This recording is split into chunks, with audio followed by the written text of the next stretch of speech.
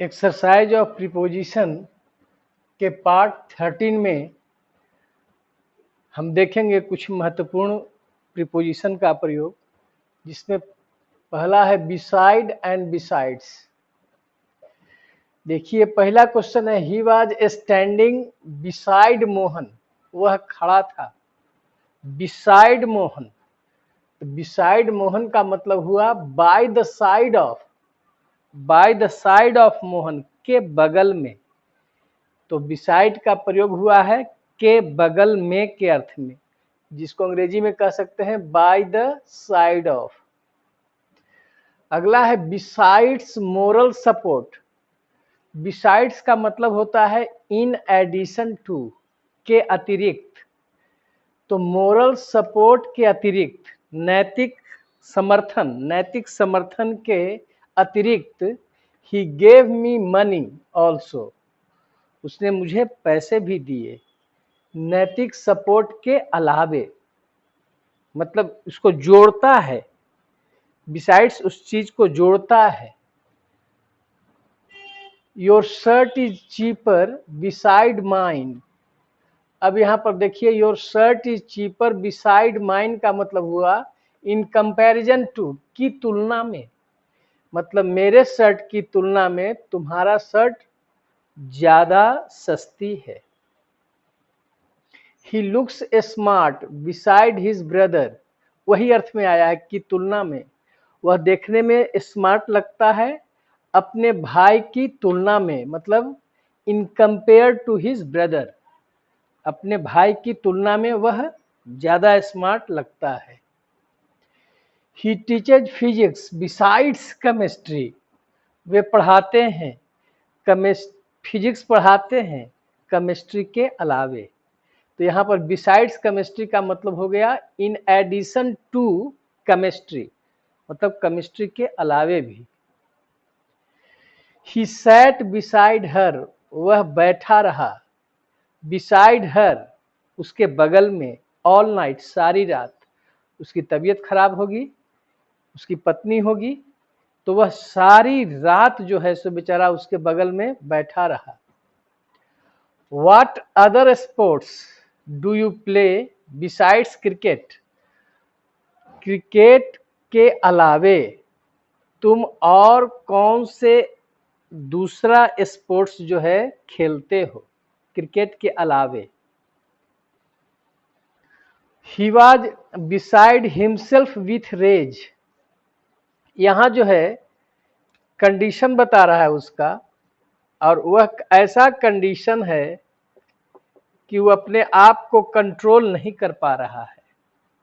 अगर कहते हैं कि he was beside himself with Joy, मतलब वह क्रोध से एकदम आग बबूला था, मतलब इतना क्रोधित था कि वह अपने आप पर कंट्रोल कर नहीं पा रहा था।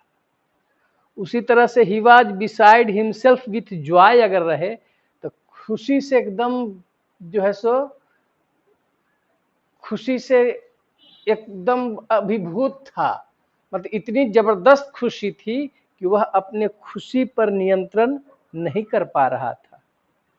तो यह कंडीशन हालत बताता है, ऐसी हालत, मेंटल कंडीशन, कि जिस पर वह कंट्रोल नहीं कर पा रहा था। तो कंडीशन कैसा था? मेंटल। तो मेंटल कंडीशन बताने में भी जो है हम बिसाइड का प्रयोग करते हैं जब उस पर हम कंट्रोल नहीं कर पाते हैं। अगला प्रयोग है सिंस, फॉर और फ्रॉम का विथ टाइम के साथ, सिर्फ टाइम इसके साथ आएगा।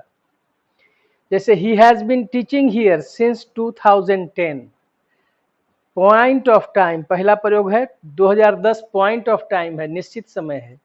तो निश्चित समय के साथ से के अर्थ में, से के अर्थ में सिंस का प्रयोग प्रेजेंट टेंस और पास्ट टेंस में किया जाता है। इसलिए ऐसे भी रह सकता था, he had been teaching here since 2010। I have been living here since last Friday, देखिए निश्चित टाइम, पॉइंट ऑफ टाइम है निश्चित। Since last Friday, since last week, since last March, since last winter, since last year, since last Holi, since last Christmas. Year भी है, since last year, पिछले साल। तो यह सब निश्चित हो जाता है। लेकिन देखिए अगर ऐसे रहेगा last two weeks, last 2 weeks अंक आ गया, सिंस वहां प्रयोग नहीं होगा जब इसमें अंक आ जाए। इसे सिंस हटाएंगे, इसे सिंस लास्ट मंथ, लेकिन फॉर लास्ट 2 मंथ्स 2 आ गया तो वह पीरियड ऑफ टाइम हो गया। जैसे last week, since last week, लेकिन फॉर लास्ट 2 वीक्स अंक आ गया बीच में तो वह पीरियड ऑफ टाइम हो जाएगा। ठीक है। He has been coming here for 10 days। For का प्रयोग किया है पीरियड ऑफ टाइम में, फॉर का प्रयोग है। जैसे for 10 days, 10 weeks, 10 months, 10 years, ये सब समय आपका जो है सो पीरियड ऑफ टाइम है। इसके साथ से के अर्थ में फॉर का प्रयोग करते हैं, और सिंस का प्रयोग पॉइंट ऑफ टाइम के साथ से के अर्थ में सिंस का। तो फॉर और सिंस दोनों का अर्थ जो है जब से होता है तो ध्यान देंगे कि सिंस के साथ पॉइंट ऑफ टाइम और फॉर के साथ पीरियड ऑफ टाइम का प्रयोग होगा। Mohit has been reading here since morning, evening, afternoon, since 7 AM, since 10 o'clock। यह निश्चित टाइम है, इसलिए इसके पहले सिंस का प्रयोग। Since afternoon. They have been playing here for last 2 days। देखिए लास्ट 2 अंक आ गया, फॉर लास्ट 2 days, तो यह हो गया पीरियड ऑफ टाइम, तो आपको फॉर का प्रयोग होगा। For last 2 months, for last 2 weeks, for last 2 years, यह सब जो हो गया, जो हुआ से यह पीरियड ऑफ टाइम हो गया। लेकिन यही 2 को जब हटा देंगे तो निश्चित टाइम हो जाएगा। For last month, for last week, for last year, तब निश्चित टाइम हो जाएगा, तब सिंस का प्रयोग करेंगे। ही विल स्टे हियर, वह यहां ठहरेंगे। टिल या अंटिल फ्राइडे, निश्चित समय के साथ तक के अर्थ में, तक के अर्थ में हम टिल या अंटिल का प्रयोग करते हैं। लेकिन समय के अवधि के साथ तक रहे, समय के अवधि के साथ तक, जिसे वह 4 दिन तक ठहरा, तो ही स्टेड फॉर 5 days, वह 5 दिन तक ठहरा।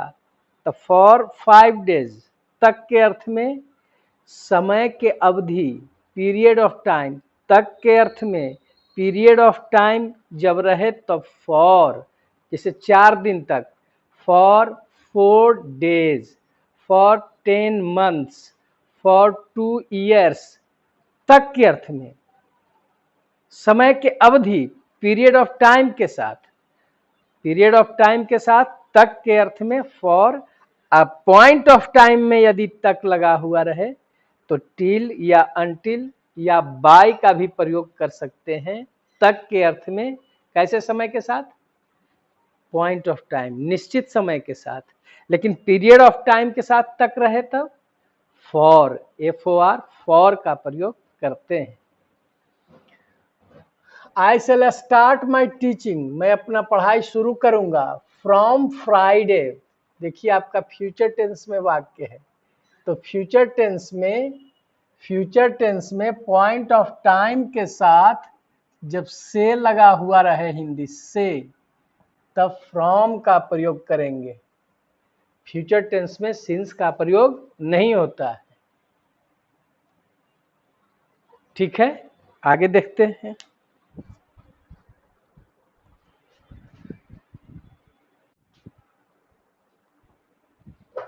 तो आपने देखा कि I shall start my teaching from Friday, इसका मतलब हुआ कि मैं अपना पढ़ाई शुक्रवार से शुरू करूंगा।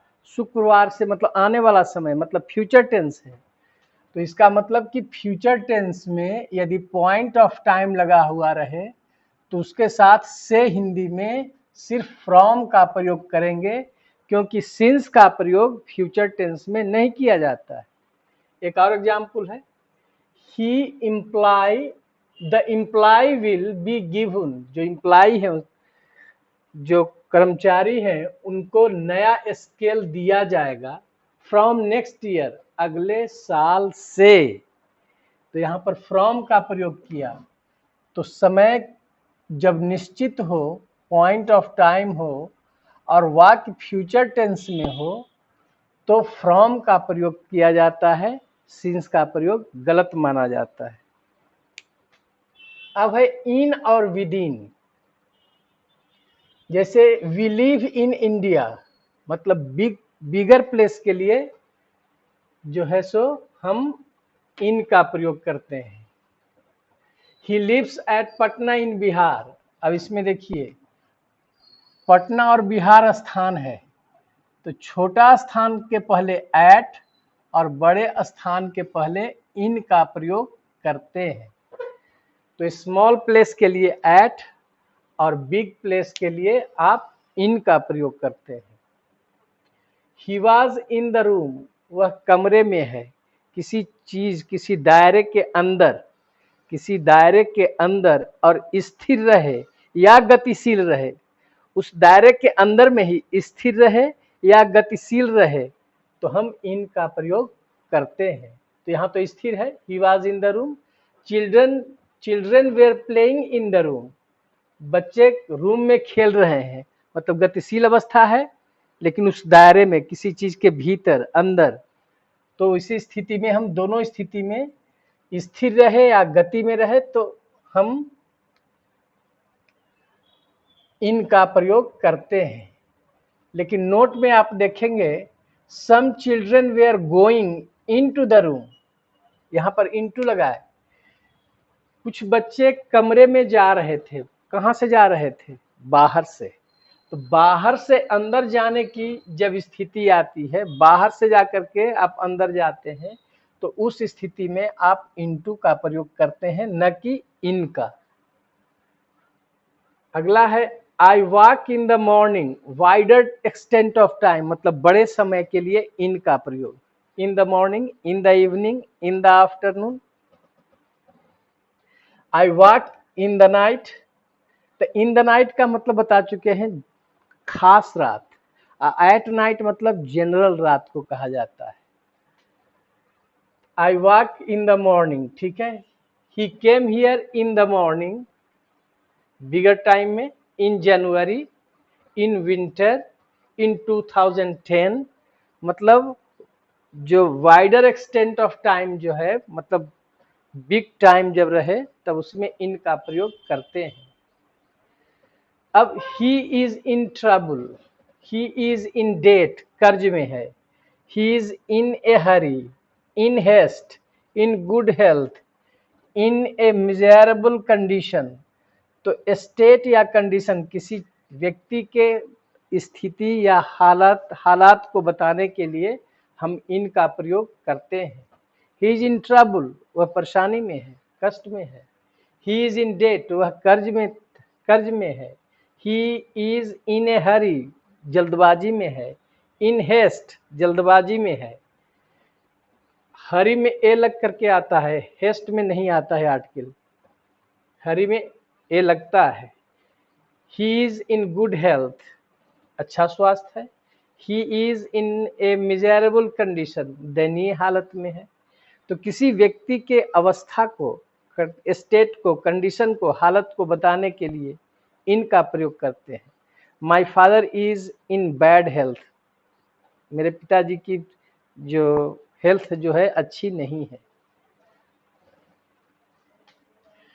There is 7 days in a week, एक सप्ताह में 7 दिन होते हैं। इसका मतलब हुआ कि 7 दिन जो होते हैं एक सप्ताह में, मे के अर्थ में यहाँ पर एक तरह का कैलकुलेशन बता रहा है। कैलकुलेशन करने में भी इन का प्रयोग करते हैं। देयर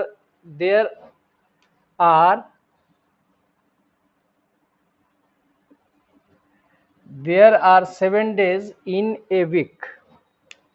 लाइफ कंसिस्ट भी बताता है किस चीज का बना, उस किस चीज से जो है सो वह कंसिस्ट है, मतलब जड़ा हुआ है। इसे लाइफ कंसिस्ट है, मतलब लाइफ जो है बना हुआ है किस चीज से, इन पेन एंड प्लेजर, मतलब लाइफ में जो है सुख और दुख दोनों हैं। तो लाइफ कंसिस्ट इन का होना के अर्थ में, consist in pen and pleasure, सुख और दुख दोनों जो है जीवन में रहते हैं।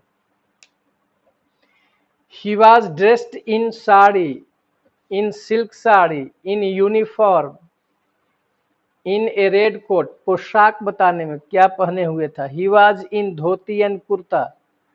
पोशाक बताने में हम इन का प्रयोग करते हैं। राइट इट इन पेंसिल्स या इंक, पेंसिल्स या इंक से लिखते हैं तब इन, अगर ए पेंसिल रहे या ए पेन रहे तब विथ लिखते हैं। विथ ए पेंसिल या विथ ए पेन, लेकिन पेंसिल्स रहे या इंक रहे तब इन का प्रयोग करते हैं। के द्वारा के अर्थ में, वही एक के द्वारा के अर्थ में। और देखिए, it was printed in red, इसको प्रिंट किया गया था लाल से, मतलब लाल से किया गया था। प्रिंट दिस पिक्चर, इस तस्वीर को आप प्रिंट कर दें। इन गोल्डन कलर, मतलब गोल्डन कलर में, मतलब गोल्डन कलर के द्वारा। ही इज इन द नेवी, अब यहां पर बता रहा है आपका प्रोफेशन, पेशा बताने में।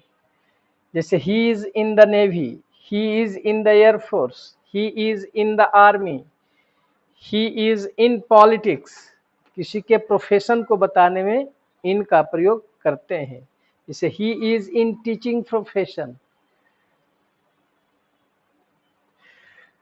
डायरेक्शन बताने में, the sun rises in the east and sets in the west. Direction, दिशा बताने में इनका प्रयोग किया जाता है। My village made some progress in 2005, तो यहाँ पर इन 2005 जो आया तो इसका मतलब हुआ ड्यूरिंग द पीरियड ऑफ 2005, मतलब 2005 की जो अवधि थी उसके दौरान। ड्यूरिंग द पीरियड ऑफ 2005 मतलब 2005 में। Life in 2020 has been full of tension, देख रहे हैं 2020 में का जो लाइफ जो है, 2020 का लाइफ फुल ऑफ टेंशन रहा है। मतलब life during the period of 2020, इनका मतलब हो गया ड्यूरिंग द पीरियड ऑफ 2020, मतलब 2020 की जो जिंदगी है, जो 2020 में जो लाइफ है, जिंदगी है, वह पूरे तनाव से भरा रहा है। राइट या स्पीक इन इंग्लिश, तो राइट या स्पीक इन इंग्लिश का मतलब हुआ कि इन इंग्लिश मतलब use the English language, use the English language. In Hindi रहता तो use the Hindi language. He will come in an hour, 1 घंटा में आएगा। 1 घंटा में आएगा का मतलब 1 घंटा पूरा बिता करके ही आएगा। अब नोट में देखिए, ही will come with in an our, with in को भी लेके चल रहे हैं, तो वह कब आएगा, विद इन एन आवर मतलब 1 घंटे के भीतर, मतलब 1 घंटा पूरा होने से पहले। लेकिन इन एन आवर का मतलब हो गया 1 घंटा में, मतलब 1 घंटा बिताने के बाद ही आएगा। अब विद इन एन आवर 1 घंटा के भीतर। Live with in your income, मतलब अपने इनकम के भीतर में ही आप जीना चाहेंगे, आपको जीना चाहिए। Live with in your income, जितना आमदनी है उस आमदनी के भीतर में ही अपना जीवन निर्वाह करो। Don't live with beyond your income, यहाँ पर उल्टा हो गया, विद इन का उल्टा बियॉन्ड, इसको बियॉन्ड पढ़ते हैं।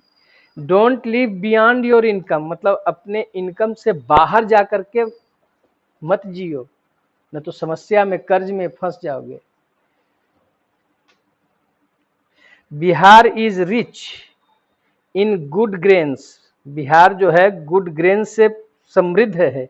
इसका मतलब इन गुड ग्रेन्स का मतलब हो गया कंसर्निंग गुड ग्रेन्स, मतलब जहां तक गुड ग्रेन्स का से संबंध है, संबंध बताने के लिए कंसर्निंग के संबंध में, मतलब गुड ग्रेन्स के संबंध जहां तक है उसमें बिहार जो है सो रिच है, समृद्ध है।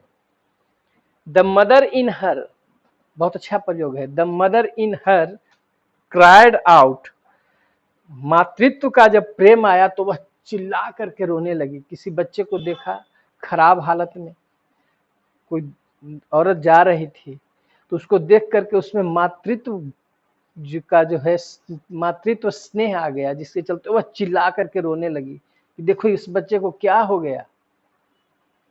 तो कब ऐसा होता है? द मदर इन हर, मतलब मातृत्व की भावना उसमें आ गई। द फादर इन हिम, पिता का स्नेह प्रेम आ गया उसमें। He said nothing in reply, उसने जवाब में कुछ नहीं कहा। इन रिप्लाई का मतलब जवाब में, के उत्तर में कुछ नहीं कहा। जो उसने पूछा जो पूछा उसके जवाब में इसने कुछ नहीं कहा। तो इन रिप्लाई मतलब के जवाब में। ही इज इन दिस कंस्पिरेसी, वह इस षड्यंत्र में है। तो इसका मतलब कि यहाँ पर इन्वॉल्व्ड का अर्थ है, मतलब he is involved in this conspiracy. तो यहाँ पर इन का प्रयोग इन्वॉल्वमेंट बताने के लिए, उसमें संलग्नता बताने के लिए किया गया है। He is standing in Q, वह कहाँ खड़ा है? तो प्रेजेंट सिचुएशन बताने में, किसी व्यक्ति के वर्तमान स्थिति को बताने में हम इन का प्रयोग करते हैं। तो he is standing in the Q, in the Q, वह कतार में, इन द क्यू मतलब हो गया कतार में, वह कतार में अभी खड़ा है। तो इसमें क्या बताया गया? किसी व्यक्ति के वर्तमान स्थिति को बताने में हम इन का प्रयोग करते हैं।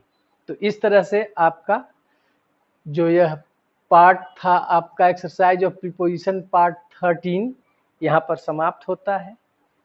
ठीक है, धन्यवाद।